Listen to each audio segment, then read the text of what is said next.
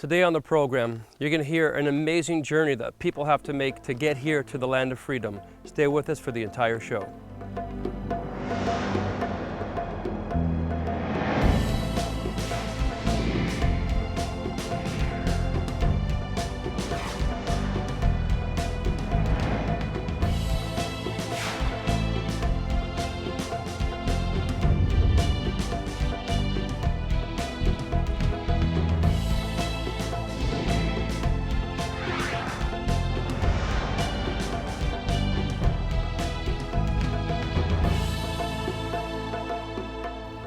Welcome back to the program. Thank you so much for watching today.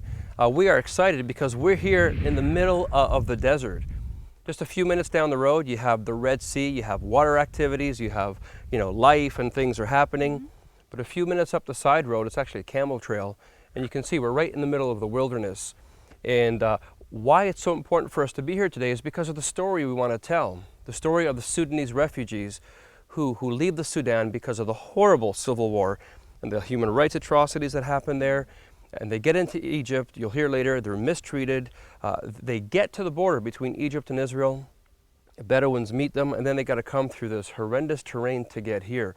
So recently we had a chance to talk to John Pex and to some of the people that are there at the shelter. And today we're talking about what viewers enable us to do. Yes, we're going to hear about the ministry of John and Judy Pex. They run a hostel in Eilat, and they take care of so many people, so many people who come through and stay in their hostels, so many people who have come and actually stayed with them. And John and Judy Pex are actually just one of the ministries that Operation Outreach features. And we have over 60 different ministries here that we support in the land through your donations, through your giving, through your prayer support. And we just want to show you a little bit about them today. A lot of people watch the show and they think that First Century Foundations is an independent ministry, and it's really not. We're the media ministry, the media branch of Operation Outreach. And Operation Outreach, the vision has changed over the years, but for the last almost 30 years or so, this vision has been to bless the believers here in Israel. There's so many really good ministries out there. There's so many great organizations, raising money for Israel and for different people here.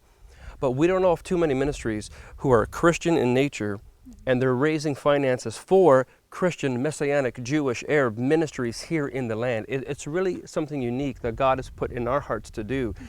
And there's nothing like being able to bless them, whether you're buying them computers, or today you're going to see whether it's buying soccer balls for the kids to play with. Sometimes even these little things, they mean so much to people. And it's not because of Joe or Karen Amaral, it's because of you, the viewer. Joe, I just love the interview that you did with John Pex. It was amazing. It was great to hear his story. In fact, we want you to hear it right now. What officially do you call this? Is it just the shelter? Is there more of a name? The Shelter Hostel. The Shelter Hostel. And we're right on the border here with Egypt and the Red Sea. Right, and Jordan on the other side. And Jordan on the other side. Now, for our viewers who don't know a lot about what the shelter does, what's the primary principle, the purpose of what you guys do here? Well, this is a hostel, a youth hostel, a backpackers hostel. Although we don't have all these hippies anymore as they were 30 years ago, but we still have many travelers, seekers, people that do trails, the Israel Trail, for example. And when they finish the trail, they get a night for free here in the hostel. But in the meantime, we also had many hundreds of new immigrants. Started with the Russians 20 years ago. And they were Jewish, but they were atheists. They didn't know anything about their Judaism or their Jewish way of life. And many of them became believers in the Messiah, in Jesus, and are Messianic Jews now. Afterwards, when they start building all the hotels here that you've seen, that were Romanian workers, construction workers, and many Chinese. So we ministered to them. We printed Bibles and New Testaments and books in Romanian and in Chinese, and many of them became believers and were baptized here in the Red Sea. Since 4 years, we have many refugees coming. Israel has got about 30,000 refugees from Africa, most of them from Sudan or Eritrea. Right. And so they naturally came because we are right on the border here. We are on the border of Egypt, Jordan, over the sea is Saudi Arabia. So we've got in 20-kilometer circle, we got 4 countries. And so people come over the border here. They're Muslims. They run away from the war there, from fanatic Islam in North Sudan. South Sudanese who are Christians or animists, and they come to Eilat. And the first thing they come to, they hear about the shelter and they come here. Okay. And so we were almost a refugee camp here, and many became believers. We have every Friday night we have a Shabbat meal here. Many people come from the shelter and from outside, and so we have a gospel evening here. Okay. And we still minister. We go to the beaches, we go to the construction sites. Yesterday we went out. A lot of Eritreans are here now, refugees from Eritrea. There's a very terrible regime there. Terrible human rights. Human rights, violations. and many. I think there's more Eritrean refugees in Israel now than there are Sudanese. Because many Sudanese in South Sudan, they go home now. Right. As there's a few weeks ago, they had the new country, That's right. the latest country in the world, yeah. Okay. And there's some sort of a peace agreement there now. When we walked in to set up for the program today, we noticed there was all kinds of kids around, and you treat them as if they're their own kids, not adopted or not refugees. Tell us about this family that God has given you. Well, of course, with the refugees came, many people have problems. Many people, families that are divided, families that are split up. And so, for example, I gave you this one family that came. The father was an alcoholic, and he's in jail now. And the mother is somewhere walking around Tel Aviv. They couldn't care for the kids, or they didn't care for the kids. I don't know exactly what's the story. So naturally, they became part of our family. Little boy Sunday and Daniel, his brother. And although they're not officially adopted, but they were taken into our family. Right. Our daughter and son-in-law, they're taking care of them now, together with the little baby Amalia. So anyway, we have people there like Abraham who lost his father in the war there, in a grenade, and in Sudan, and he lost his leg, and his mother got also shrapnels. Okay, so that was from the Civil War? And he's from the Civil War, yeah. Oh, okay. And so Abraham came here, and through your help, we've been able to give him, every year he needs a new leg because he's growing. Oh, well, now I want to clarify that. You said through your help. Yeah. I want to say it's through your help. It's through our viewers, John. Right. It's through our partners, people who believe in what Operation Outreach is doing here in Israel. A lot of people will know me because I'm the face of the show. I host First Century Foundations. I travel and I teach. But a lot of people are unaware of what our organization, Operation Outreach, does. And this is what we do. We facilitate the ministry that God has called you to do. We can't all come to Israel. We're not all hippies. We can't all get on boats and travel the world. But we all can give. We can all do something. So I just wanted to clarify when you said you. I don't want people to think, whatever. I want them to know that it's because of your generosity when you hear. And I know later in the program we want to talk to Abraham. Now he has very limited English. We're going to be speaking to him through a translator. But we want you to see where it is that your finances go. People sometimes they think, well, I give to an organization and we know it goes somewhere, but we're not sure specifically what it does. We want to show you today specifically where it goes because it's making a huge difference here. I mean, for example, his mother works in one of the hotels here. Okay. And she maximum makes 4,000 shekels a month. Already from the 4,000 shekels that she makes, 2,000 goes for the apartment. For the rent. What the rest is left over for the rest. So that's 2,000 shekels. I don't know, you count how many Canadian dollars it is. Yeah, $750, $260. whatever, I mean, so it's not much. So, of course, we've been praying, Lord, how we can do this, how can we help this family and Abraham, because he's growing fast and his body is growing, but his thank God, plastic leg is not growing as hard as, so he needs every year. Otherwise he's growing crooked, Of course. Because he needs. So, so thank you very much. And thank you very much there in Canada, for your love and care, for your care for the people that are needy. It's our privilege and our honor. And we're going to take a quick break. When we come back, we want to talk to Abraham. We want to talk to some of the other people that are here that John and Judy have helped rescue from a life of complete destitution.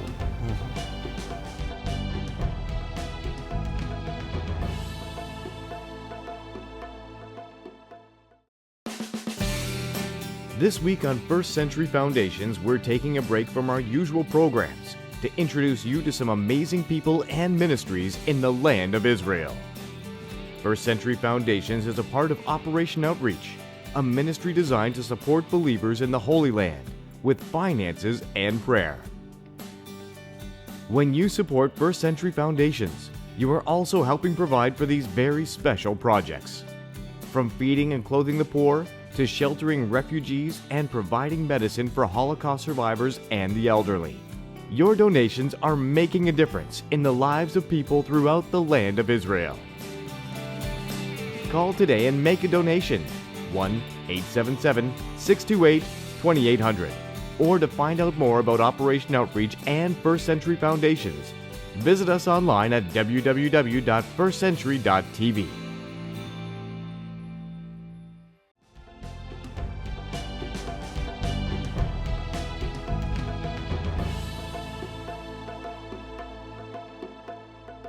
Today you're meeting people that you have helped by calling into Operation Outreach, by praying for them, by giving a gift. Today we're going to hear about a man named Sat, who was a Muslim who converted to Christianity. He has an amazing journey as he left the Sudan to come here. This is just part of his story. I am from West Sudan, Darfur State. I born in Muslim family and I grew up in village. In 2003, in my first year, we have a holiday, and I went back to Darfur. When we became near to our village, we're hearing some shooting. Some of militian, his rode horse, he started shooting us by random way, above on our head, and they said, "Where you are go? You are rebel. You are a criminal, you are supporting," and they start to insult us. They hit me and I fall down. So they took me and they arrest us and they put us like 3 days. And during that time it's did what is it's bad. They beating us, it's really, that's some bad stuff they did to us. In Israel, I thank God. I found Jesus here in Israel. That's it's leading me to talk about many things because I met a lot of people. They told me about the Jesus Christ. And shelter is really important. In this place, many Sudanese, they come, they get support, especially kids. Sometimes they come here, they get food, they get clothes, and sometimes they come, someone, if like he is sick, and the congregation help him, especially John and Judy, they took him by their car and to the hospital to buy medicine to him. So the shelter is important. Another young man we met was a guy named Abdullah, so full of life, so full of love, and such a sad story, but what a wonderful ending. He said when they left Sudan and went to Egypt, they felt like outcasts, they felt so unloved. But when they came here to Israel, specifically to the shelter, they felt the love of God through the ministry of the shelter. And again, this is just part of his amazing story. My name is Abdallah, and I came from Sudan. My mom and my father, they told me we must move from Sudan because there are no job and no nothing there. And they told me we must move to Egypt to find work, school. In Egypt? No. And it's not really good to live there. The Egypt, they don't like us also. I don't know, maybe because we are black, or you know, they don't like us. They all the time they when they see Sudanese walking, they start throwing stone. A lot of people, they told us don't go to Israel because Israel is not good, and they told us a lot of story. The Israel killing the Palestinian, and don't go there, they will kill you. And but when we get here, we get here safely. Nothing happened to us. When we get here, the armies, they took us to hospital, and they took us to a restaurant to eat. I came here and I met a lot of people. I met John, and I met also another Sudanese my age, and I met them, and John told me come, and we all the time going to the desert, we're going to the sea. I got here a love, I got a peace here, and my home, they don't give me a lot of love, like, you know. I've never seen like someone like John and Judy. Yeah, they love me. In Sudan, I didn't went to the school. Also Egypt, I went to the school, but there are no like future there. We're going to school, and now here I have a future. What an amazing young man. He's filled with hope. He's filled with expectation as he looks forward to the future. And it's because of people like you, our viewers, that when you give to Operation Outreach, we can help people like Abdullah to receive a scholarship, him and so many others who have needs. And when you give, you are the hands of God reaching out to these kids, reaching out to these people. We have so many more projects. Go to operationoutreach.ca to find out more information. And when we come back after the break, we're going to meet another amazing young man.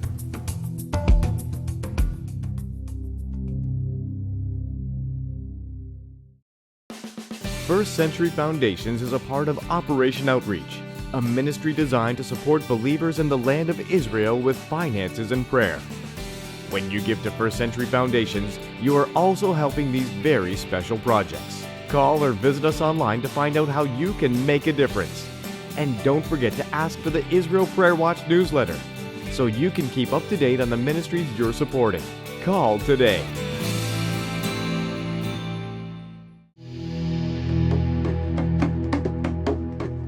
This is such an exciting show for us to be able to present the needs of these people to you. You're going to meet now a young man named Abraham. John is going to introduce you to him. He's got an amazing story, and it's because of people like you that he even has the story. So Avram here is from South Sudan, and he came with his mother and his older brother. They jumped over the border here and they came to Eilat. And like many of the Sudanese, they came to the Friday night meetings here, and so that's how we got to know him. He studied some English there at school, but he doesn't remember too much, you know. I mean, maybe he doesn't want to remember, but because it was quite sad, very sad. Yeah, lost his father in a grenade attack on the bus that they were traveling in. His father was killed. He lost his leg. His mother was shrapneled. His older brother was shocked. I think his older brother is still in shell shock. He's mostly depressed and doesn't leave the house. So yeah, it's a very sad story. They had to flee Sudan and they were in Egypt. And the years that they were in Egypt, the 4 years that they were in Egypt, they were persecuted there also. It's a very sad story because the Egyptians, they didn't like the black people there. They didn't like the refugees there. And I think that was, if I remember very well, it must have been about 5 years ago or 6 years ago, there in the middle of Cairo, when the refugees were outside of the United Nations building there and asking for help, it was then the Egyptian police and military came, shot and killed about 42 of them, as I heard the stories or remember the stories, and dragged many off to jail. And then a lot of them decided, hey, we want to run away from here. And the ones that could go out of Egypt and come to Australia, Canada, the States, there's many of the Sudanese, but the ones that couldn't get the permission from the United Nations, they run to Israel, and that's how it started. The journey is very, very harrowing. It's very, first of all, they have to get out of Cairo to make it over or under the Suez Canal, and then there's Bedouin with jeeps or trucks who smuggle them through the Sinai towards the border here. And then in the middle of the night, they have to make a run to the border. And the Egyptian soldiers, they are shooting them. They're deliberately shooting them. It's really strange. They don't want them there, but they don't want them to run to Israel either. And so many are shot. There was an 8-month, a pregnant woman, 8-month baby was killed. We had a guy here from Darfur, Mohammed. He came here with 3 bullets in his leg. We had to take him to the hospital, and now he's got a drop feet because he cannot, he cannot straighten his feet anymore. But when they come over the border, the Israeli soldiers, they're treating them, they're helping them, their wounds, give them food, give them water, and then they take them to a camp. They're being examined by a doctor, and then. Most of them are set free. Israeli policy is like this. They don't help the refugees, but they allow them to work so that they can help themselves, which maybe is a better policy in terms of than giving them money, like what they do in Europe, and putting them in a camp, and they're not allowed to work. So here they're allowed to be taken care of for themselves. With your kindness and help and donations, we've been able to help a lot of families here, also with food coupons, and also with sending their children to the different youth camps, and also with Abraham. His last leg was paid by Operation Outreach and by the help that the people in Canada gave them. Abraham is growing so fast. He's young, almost 12 years old. So every year he needs a new leg, and it cost, last time it was like 8,500 shekels for a leg, which is, could be 3,000 Canadian dollars. So it's not cheap, but praise the Lord. God is good, and He knows where the need is. And so He loves Abraham, and loves his mother and his brother, Dabu. Hey, Abraham? Hallelujah. And we love him. Amen.